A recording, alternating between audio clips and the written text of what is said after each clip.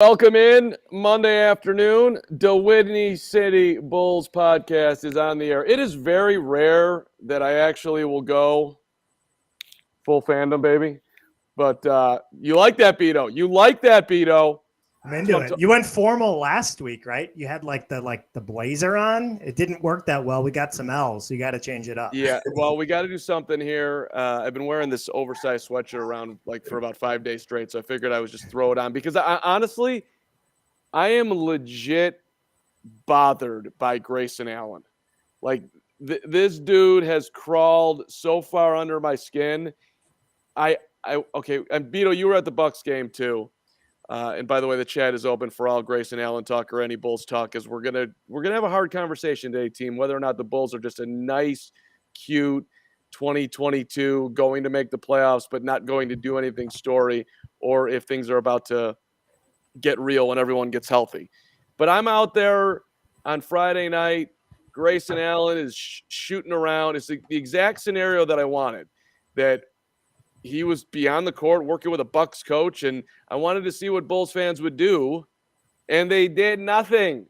He wasn't wearing his jersey. I don't know if people didn't know who he was, but he's just dancing around. I put some pictures of it on my Twitter at the Carm. Like, he's just smiling and having his warm up, and everything's fine. And I'm like, does anybody can I get a hardcore basketball fan who knows who that is, and just to start a little pushing at him? And then during the game, okay, he got booed when he touched it. And yes, I'm in full meathead mode over here right now. I get it. But I wanted, come on, let's have a rivalry. It's fun that way. This is part of sport. You injured Alex Caruso. He's done for 2 months. You deserve a lot of flack. And he got some, but then afterwards he's like, yeah, I had way worse in college. That was weak. He's a troll. He did that on purpose. He's a troll. Yeah, but did you think? And also, college isn't. So listen. So think about the people that get there early enough for warm-ups, right? Who is it typically? It's families. Some families. So the families take their kids to batting practice. They go early. They get close to the court. Do you think some dad of 3 that's got 3 kids under 12 is they're just going to go down and start screaming at Grayson Allen an hour and a half before tip-off? It's not like a student section in college. It's an entirely different scenario. I thought they did a pretty good job of recognizing every time he touched it. When he got announced starting lineup, he got booed as well. And this happened a long time ago. So I thought they did a pretty good job for a pro sports team. Okay, and Coach, I want to get you in here, but I just to refute Beto's point. And fine, they did it. They did an okay job, and it's a different crowd. It's not. We're not at Cameron Indoor. I get it, and I'm glad that we're not, for the record. But when he goes out and does his Grayson Allen act and trips Ayo, sticks out his knee, and no one on the team in the moment confronts him, and Ayo doesn't get up and gets in his face. Ayo, by the way, and I hate going at Ayo. I love Ayo. But Allen's got a breakaway. Ayo could crack him at the rim. It would have been a clean basketball play. Just challenge him. Lets him go. I wasn't into it. Dude, you just tripped me. You've tripped a zillion guys. Get in his face. Point your finger at him. Give me a moment. I really – they missed some opportunities. And then Derek Jones, he's got to be the guy to do it. Well, that guy weighs less than me. Where is somebody else? Do we have to bring back Charles Oakley in the 80s, or I don't know? Give me give me a good. Well, this is on the fans. This question's about the fans. The players. There's a limit to what you're doing, at least in a regular season game right now. If the Bulls play the Bucks in the playoffs, there will be a lot of blood and guts out there on the court, and Grayson Allen will get plenty of Bulls pushback from players. But so the question here is, are the fans weak? And I would say yes. The fans do have a responsibility, Beto. But what would they have done differently? They have a responsibility to hate Grayson Allen. They have a responsibility to be as nasty as possible for Grayson Allen. That is, look, if Grayson Allen is saying it's weak, good for him. He's basically telling Chicago fans, give it to me. So yes, you have to take that as, all right, this dude thinks I'm weak. I'm taking that challenge. Carmen put on the sweatshirt. Where's yours? Where's your Bulls pom-pom? Where's your Bulls hatred? I Where's was there. James Edwards? Where's your James Edwards Detroit shirt? Where are you? I have to dust off my Buddha Edwards Bulls jersey. Listen, I booed every time he touched the ball. Every time. All right, boo. What else is there? I want Grayson Allen when he walks out of that gym saying, "Man, that was brutal." Outside of booing, what else is there? Well, hold on. There's a very basic thing. It's called Grayson sucks, or Allen sucks, or Grayson Allen sucks. A loud chanting that's ringing down from the United Centers, coming down from section 334, where Beto is sitting with his parents. I don't know if mom and dad did their job, or if you were the one. They were booing.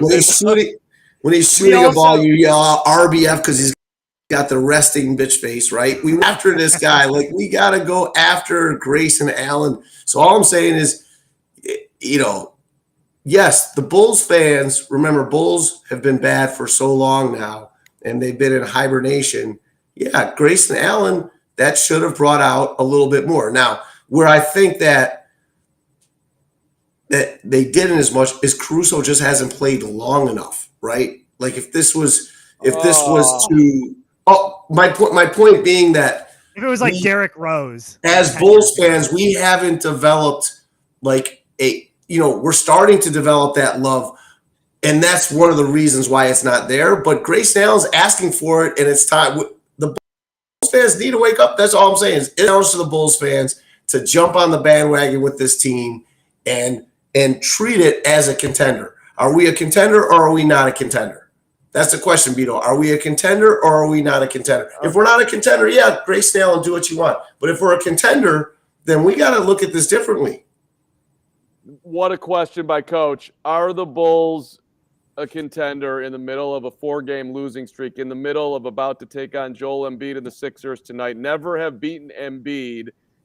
And the standings right now, what are you laughing at? I'm just laughing that they've never beaten Joel. Like, how is that a thing? Not that he's not.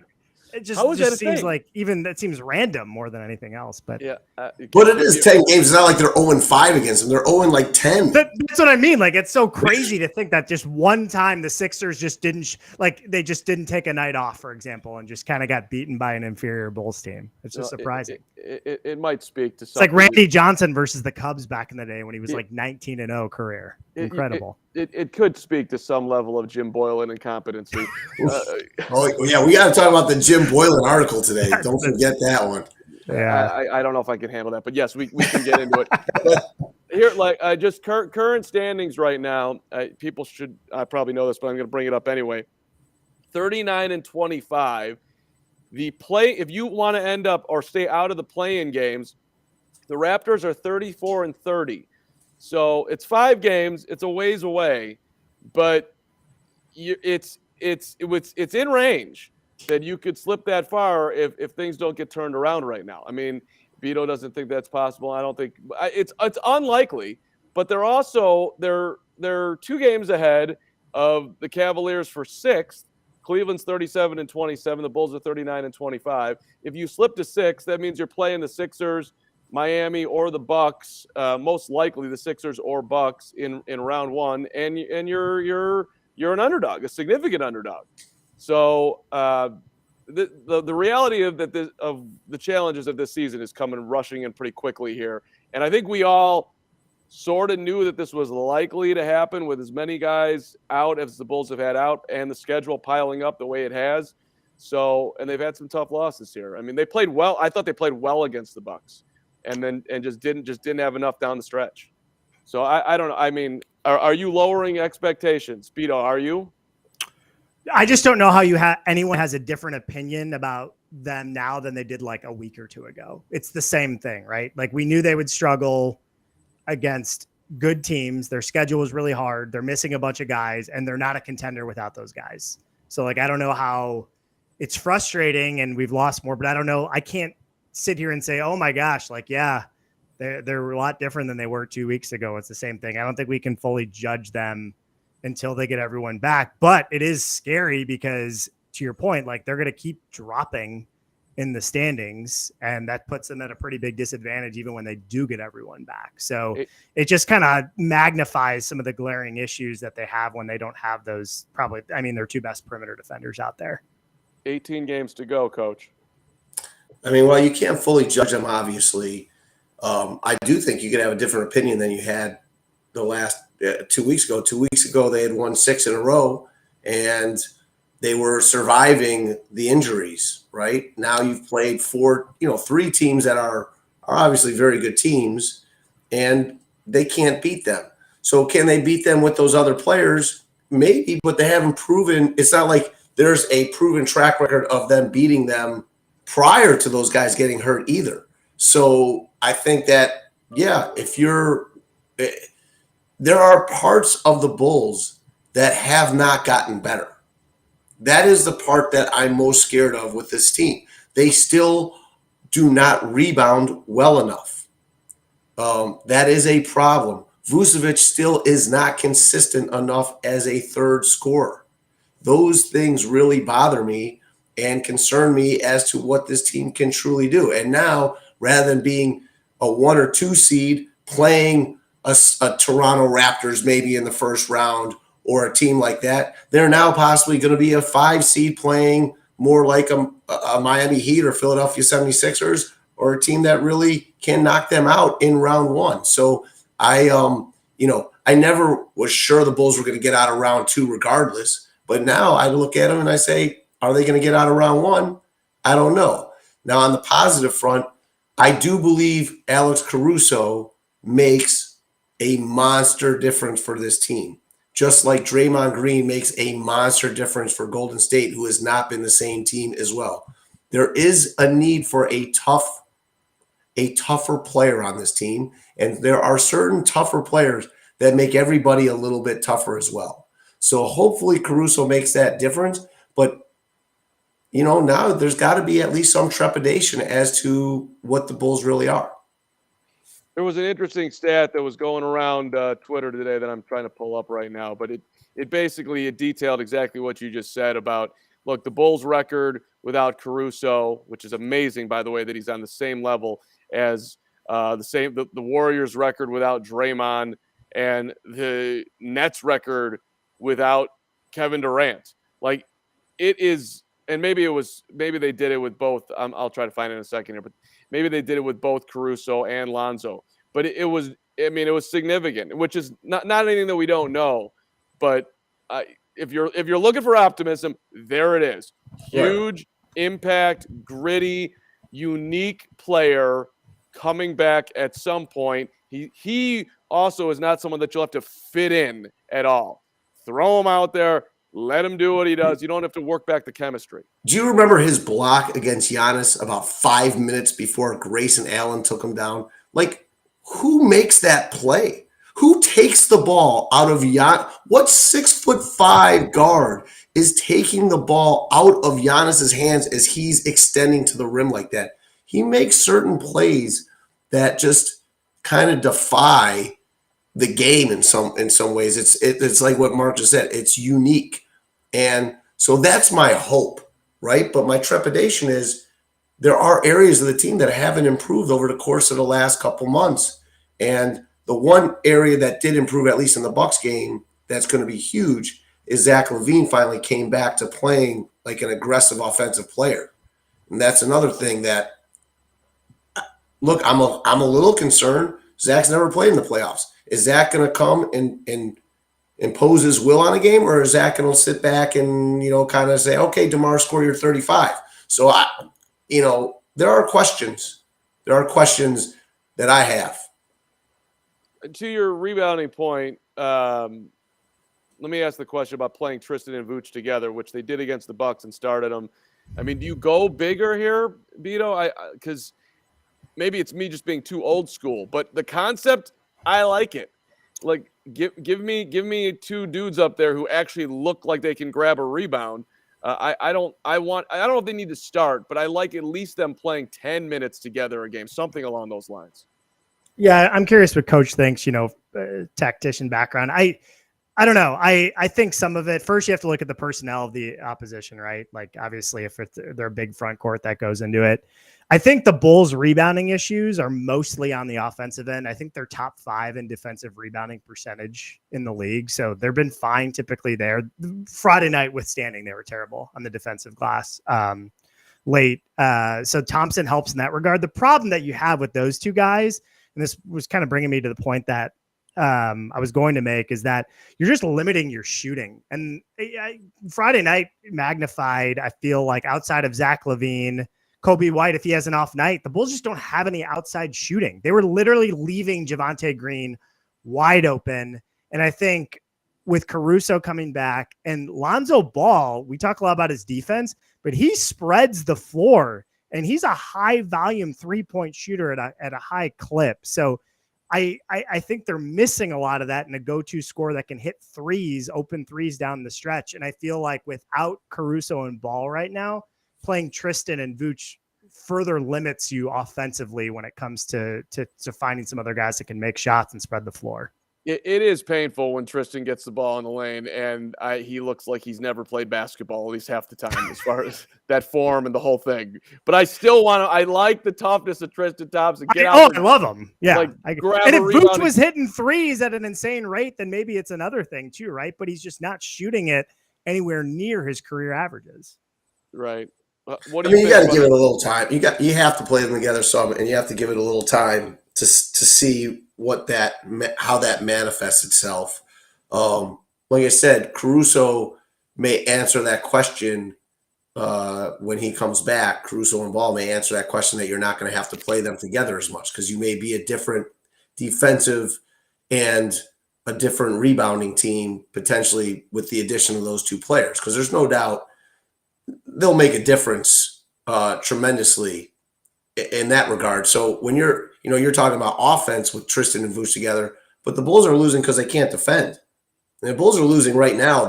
They are not losing because they can't offensively win games. They are losing right now because they cannot defend at the end of games. I mean, Atlanta scored 100 points in the fourth quarter. They couldn't stop Gabe Vincent and Tyler Hero. Ja Morant just absolutely torched them like crazy. And at the end of the Bucks game, that fourth quarter, the Bulls are up 88-81. Bulls are up 88-81 going to that fourth quarter, and they could not stop the Milwaukee Bucks. So, it was at the end of the day, you're going to have to find some defensive answers. Right.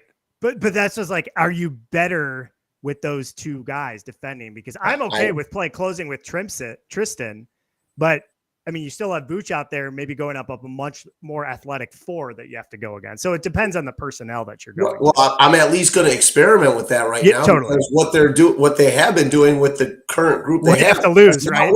Has kind of done. So yeah. Well, here's the question, and I don't know the answer to this either. I'm just firing questions at the two of you, and I don't know. You're going to have trouble knowing the answer here, also. But do the Bulls have an edge in the playoffs? Let's be realistic about this in his history with Billy figuring out what to put on the court.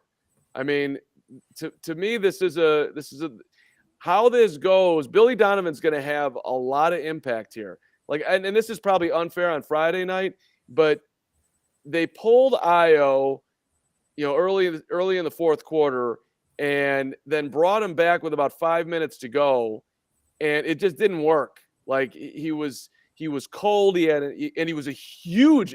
He played a phenomenal third quarter. Like changed the game. Yeah, it was good. I mean, end to end, setting up Derrick Jones for the dunk. I mean, he was all over the court. He was maybe the best stretch he's had. But then when he came back in, you kind of needed some shooting at that point because you're down, and you also needed some defense, and he wasn't stopping anyone. So I was like, it just didn't. It felt like that was not the way he had done it. Maybe there were no right buttons to push, but what do you mean by the Bulls having an edge with Billy Donovan? Are you saying he's a better coach than the other coaches in the East? Yeah. Is he going to out-strategize someone? Like, I think you need, like, are you at a deficit? Like, somebody putting together whatever healthy pot, as healthy, and assuming that everybody gets healthy, somebody putting that all together, I think it's a lot on Billy on his ability to realize what works and get that thing cooking as quick as possible.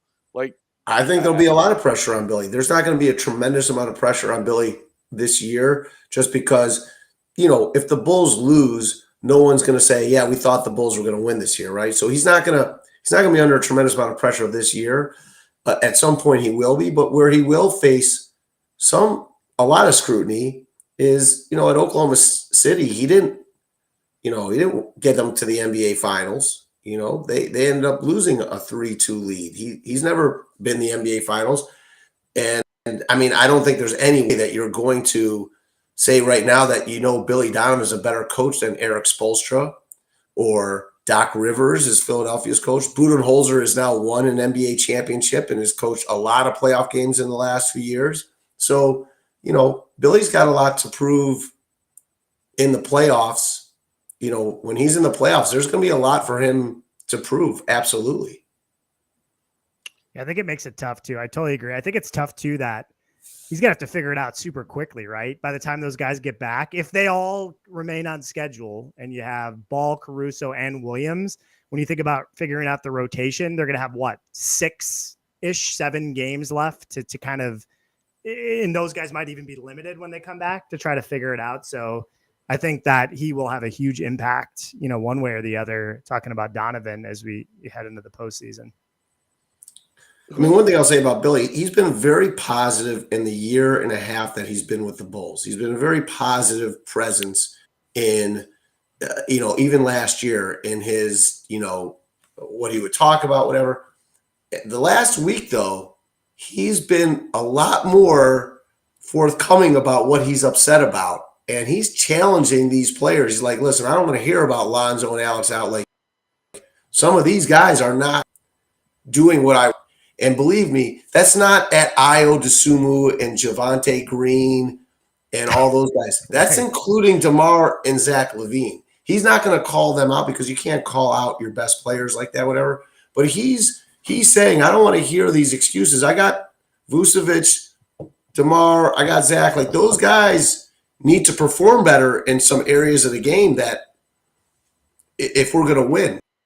And so he is challenging those guys behind the scenes. Believe me, he's challenging those guys behind the scenes right now. And that's why I say, your question's right. And I love that part about it. And this is even outside of just basketball, but when you think of just a straight leadership perspective, you talked about him being so positive. He's clearly, established himself as a player's coach, winning hearts and minds. So when you do that for so long, you probably feel that you do have that, not that you didn't have the cred before, but you can challenge them as a whole and more of the media. And then to your point, and behind the scenes as well. So I've noticed that too. I was thinking about that when I was reading one of his transcripts in the postgame the other day. Let me just, by the way, if you're just joining us, the topic of the show today is Grayson Allen calling Bulls fans weak for the way they did or did not boo him on Friday night. One thing, Beto, in my watching him in warmups, right before he got out there, and by the way, Grayson Allen, you scored 7 points. You shot 2 of 6. You were 1 of 5 from 3. So it like the taunt to the Bulls fans would have been a little bit better if you had actually done something, right? Yeah, and like other than trip Ayo Dosunmu and someone should have hit you someone should have hit him in the face there. Like really. When he got to the line for that flagrant, I was giving anything to have him miss those free throws. I would have absolutely lost my mind. And I had some problems with the Bucks fans around that. Like, our section was really had a lot of anger towards the Bucks fans because it's one thing, like, they're not going to stop rooting for the Bucks because of Grayson Allen, but they were rooting for Grayson Allen specifically. And I was like, how can you just like go ahead and root for that piece of crap?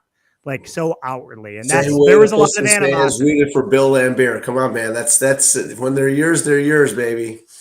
That old school stadium, that would have been a fight in that section. If they were openly rooting for Grayson. I remember back in the day there was it was either a Cavs sign or a Piston sign that was hanging from the first balcony, and the people in the mezzanine grabbed the sign and pulled it down, which was one of the greatest moments in Chicago Stadium history. I was so damn proud. They ripped the thing down. It was amazing, which is what you have to be good and you have to play in games, meaningful games for that to come about. And so that hopefully will be happening soon, right? Hopefully that will be happening soon. And that's where I'll give the Bulls fans, I'll give the Bulls fans a pass because we're finding our way back. But Grayson Allen is not wrong. Calling the Bulls fans weak. The Bulls fans did not come with the chip. And the players did not maybe come with the chip that you were looking for too. Like you've got to put that chip on all the great teams put that chip on their shoulder to once you get to this point, once you get to become a contender, man, you got to have it you got to have it. You got to have it, you know? Let's see what Simon's saying today, which is that Lonzo and Caruso will help all facets, defense, spreading the floor. That's all true. And I think we have a but coming up here. Yeah. Yeah. By the way, on Lonzo's part, like he's the guy that I'm most worried about. Are you coming back? Or like we're not getting a lot of Lonzo stuff here. I'm not seeing Lonzo. And maybe I'm, like Caruso's there. He's high-fiving. Like, are you going to be a dialed-in dude? I'm not sure exactly what Brian's talking about here. By the way, how can we get a second and third trade? Who I'm not sure what. Is that the Bears? Is he talking about Justin? We trading Robert Quinn. We could be going Bulls, but like we just put in comments here. And here's the follow-up. The big problem is these top teams: Embiid, Durant, Giannis, all have dynamic, amazing front court players. Their own front court can't match. And Miami's just flat out tougher. Anybody want to disagree with any of that? No. The power balance has shifted in the West to East. No question about it. So there's so many good teams. I'm going out of my way. Like I was talking, I watched Miami recently. I think they're my title pick right now. I don't know if I'm going crazy off the walls here when it comes to topics, but and that's saying with all the talent that's in the front court in some of these teams. But I watch them. I watch where the Bulls are at, and again, in fairness, they're not healthy, but they're just, and I feel like at a different level, and some of those other teams are too. I mean, that's the question. Is this Bulls team, DeMar, Levine, and Vucevic, a nice group of players? Is that Kirk Heinrich, Luol Deng, and Ben Gordon, right? At the end of the day, is it the same? I mean, it's the same. Is it going into the year, we thought like basically that, right? Like this is a good team. Yeah. We know they're not going to contend for a title, but it's a stepping stone. And maybe that's the way to build a team is you feel like you're one player away and a superstar that says, hey, in the offseason, if I go there, we're going to be a title contender. And that's what at least my thought process was going into the year. They needed to change the culture. They did that. They're still a good team. And this isn't a concession speech. The season's not over, but maybe that's the expectations I have right now. Yeah, I am kind of getting annoyed that I got sucked in. I am sucked into like that. Hey, in a wide open Eastern Conference, this team could do it. Maybe the East is just not that as wide open as it once looked like. Not that it ever really. We haven't even mentioned the Nets, by the way. I know Kevin Durant's the 8th seed right now. Maybe the best player in the world potentially is the 8th seed. So. Speaking of other great players, I just got to get a moment of time where we talk about LeBron putting up 56. And, so just congratulations. Great. You had a phenomenal game, 56 and 37. You're an insane individual. That's okay. I got that out. Now, first of all, and this is just a radio topic, but I'm driving back last night from northwestern Minnesota. Congratulations to my guy Pete Nance getting his 1,000th point as a Cat, and the Wildcats getting their 7th win in conference, which is more wins than they had last year. All right. Let's go. So I'm listening, and there's a topic on ESPN radio of who is, with LeBron's 56, who is the greatest scorer in the history of the game. And it is like consensus on this show that it's Kevin Durant, that KD's the most natural scorer and he can do it from all over the court. And he's 7 feet tall and no one can shoot the three, and just Durant scores so easily. And then people are calling up, well, I would say Kareem and the sky hook and just moving and like call after call. And no one is calling in and saying Jordan. And I'm like, have we just lost our minds? So I call up because I'm like, because I'm bored and I'm angry. Like, so I get the screener and I'm like, has anyone said Jordan? It's like, yeah, no, but I'm sure somebody will. As if like saying somebody will, like somebody would say like Alex Caruso's a good defender. I'm like, this is ridiculous. All right, so let's take it. Let's say it like this then. Everybody just took it for granted Michael Jordan's number one, so we were all talking about number two, right? Yeah. Maybe that's what it was. In general, people are like, Jordan's number one. We don't have to dispute that. Let's just talk about the next guys, which is Kobe, Kareem, Durant. Kobe got mentioned too. Of course he did. Right, and I love Kobe. But it was enraging, and so I'm trying to make you feel better. I'm telling you that they all just knew that Jordan's number one. I know I understand what you're doing, and I appreciate it. But the reality is that there's just in the youth of America that are more and more prominently getting in front of microphones. They're pushing. At the end of this, just for the first final annoyance, coach. Well, LeBron James is the best basketball player I've seen. I know I think that. I know that producer so and so thinks that. I'm just like, all right, like we really need to get like a reset here on. First of all, as far as scoring the basketball, Jordan put up 37 a game in his third year. He put up 35. And don't tell me about the 3-point shot. He didn't need to shoot the 3-point shot. He would dunk on. I know I don't need to do this with all of YouTube. Yeah, you're an audience that is full agreement. But it's just. Here's the other thing that I would say about Kevin Durant. Like I love that people will say this about Kevin Durant, right? And Kevin Durant's an amazing player, and there's no doubt he goes down players and a great one-on-one offensive player. Sure. But he played with Russell Westbrook and Harden for a bit in Oklahoma City. He played with Steph Curry and Klay Thompson in Golden State. And in Brooklyn, he's been playing with pretty good players as well. Like, you remember Michael Jordan played with largely guys you could double and triple off of. Right. Michael played people. So anybody out there that does not understand that, Michael, like Scottie Pippen did not develop into a good shooter until 10 years into the league.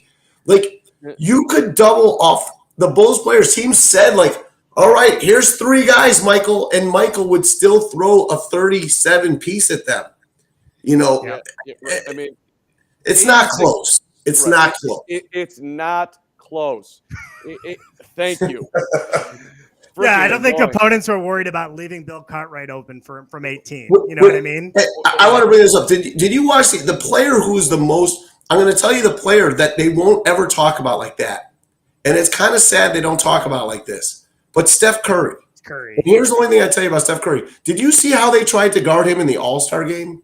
In the All-Star game, they had 2 people chasing him around to not let him shoot. Can you imagine the All-Star game? These guys were sending 2 guys to try and not let Steph Curry shoot the ball. Would you take Steph over Magic? And I think it's a fair question. I mean, I think you take Magic all day, but you want to make an argument for Steph. It's a tough one, but I could hear it. What about Steph or Isaiah too? Steph or Isaiah, I think it's a no-brainer. I think it's Steph. I'll take Steph all day. I will sing Isaiah's praises to the end of the earth, but I mean this dude's just out of his mind. I still take Magic right now. And I didn't watch the show on HBO yet, but Jeff Meller today was talking about it like it was amazing, so I can't wait to watch it. Got good reviews. I'm looking forward to it too. Our guy Brian Williams, by the way, I don't think he's talking about football. We are great in the East. Lonzo slows Harden. Hey, I agree. Absolutely. We can make life pretty damn difficult for James Harden. With you, Brian, 100%. And listen, maybe I've just been sleeping on this, but like last week I said that the Bulls' best matchup is with Philly because I don't buy Harden. And in general, like Joel Embiid, I mean, he kills us, but he's always like, he just looks like he's in pain and he's moping around. I'm not a huge Embiid fan in general, but the reality is we haven't beaten. Which is crazy. That's your crazy take. That's the crazy take. He's absurd. He is so good. Yeah. He's great and he's strong and he's got great touch and all that. Offensively, I don't know. Rebounding wise, I don't know. Offensively, I don't know any much better or for a big man like in a long time. So is that your MVP vote? Who are you giving the MVP to right now? Embiid. I'm giving it to him. Jokic would honestly be right there. Rising. The beginning of the year, I put money on the Nuggets versus like 5 different teams to get to the finals, and then Porter got hurt. I was hoping that Jamal Murray would come back in March or something like that, and because I really think that they're right there in the West, but without Michael Porter and Jamal Murray, it was kind of suck money. Yeah. But look at what Jokic is doing now. That team is 38-26. It's incredible. Yeah, no doubt. All right, Bulls, Sixers tonight. Everyone's expecting the Bulls to lose, and then the narrative is just the panic is gonna continue to build here that we're just headed to nothingness. But maybe they stun the world tonight, beat Philly, right the ship, guys start getting healthy, and then this podcast sounds a whole lot different next week. But right now it's 4 losses in a row. I got to listen to people telling me that LeBron James, Kevin Durant, and everyone's better than Jordan, and Grayson Allen is calling Bulls fans weak, and it feels like we're going to lose. Jim Boylan's taking no responsibility for losing in Chicago. Right. Chicago. Right. No, it wasn't his fault at all. I actually saw a LeBron note real quick. I can't remember who tweeted it, so I can't give credit, but I saw it this weekend. I thought it was funny. There's 2 types of people in this world. The first type is people that think LeBron James is the greatest player of all time, and the second is people that are born before 1999. And I thought that was a pretty good tweet in that regard that I think really encompasses what I feel as well. So shout out to our guy Chris Broussard, who's doing a phenomenal job on First Things First, shouting down the biggest LeBron megaphone out there, and my buddy Nick Wright. He's been taking him on. Oh, your guy! Remember when Broussard? Remember when LeBron announced via himself that he was going back to Cleveland, and Broussard on like SportsCenter or something was like, "Hold on, my sources are confirming this." It was like, LeBron's the one that said it. Like, your sources don't need to confirm it. Came straight from him. So, but he just like wanted so badly to be the first reporter in the know to say it. So he was getting his sources to confirm it. My thing on that is just like Nick Wright's whole argument is statistics, right? It's all based on statistics. And to me, statistics now are like Wilt Chamberlain and Bill Russell being the greatest players. No question. Like you watch old highlights of Bill Russell and Wilt Chamberlain, you're like, who is playing against them? Sometimes, like, what is going against them? And it's the same thing. Statistics today are just so different than at any time. I mean, Russell Westbrook averages a triple-double for 3 years. I mean, he's not – Russell Westbrook is not even close to one of the top 20 players in the NBA. Right. He's not Oscar Robertson, right? Yeah. I mean, it's funny because they say statistics, but then everyone – because most people, like, me, I'm newer age, or I have some new age thoughts, but the new age stuff support Mike, which is funny. So, like, if you look at some of the widely respected all-time, like, value numbers going really deep when it comes to, like, box plus minus, like the things that the top analyst guys use, they look at the all-time seasons, and Jordan's got like 6 of the top 10 and is ahead. So it's like when everyone uses like some of the statistics, I was like, fine, you want to use stats? I'll use the new age stuff that you're all referencing. So like every corner, it comes back to Mike. And I always say I hate getting into this argument, and then I find my way into it anyway. But I just had to throw that out there. It's standing the test of time. This argument, it's very. But you can use that in your videos now. There's not. I don't think we've had a podcast. I don't think we've had a podcast where Carm doesn't at some point. Coach, we just lost your audio for a second, but yet we haven't had a podcast where we got into this in a while. So when he put up 56, I had to bring it up. Congrats to LeBron, great. So great use Raptor, use VORP, box plus minus against all your LeBron takers. Just do that. That's what I'm going for. Go for those major ones. But I Mike can't is hear either ahead. of you. So we're gonna say goodbye for this fine extravaganza. We'll see you next week. And thanks for watching the Wendy's. Hit that subscribe button. Hit the and turn your notifications on. so you know when the show is coming. Hit that bell and you will get it. And we'll see you next week on the Windy City Bulls podcast. Thanks for watching, everybody. Let's go Bulls.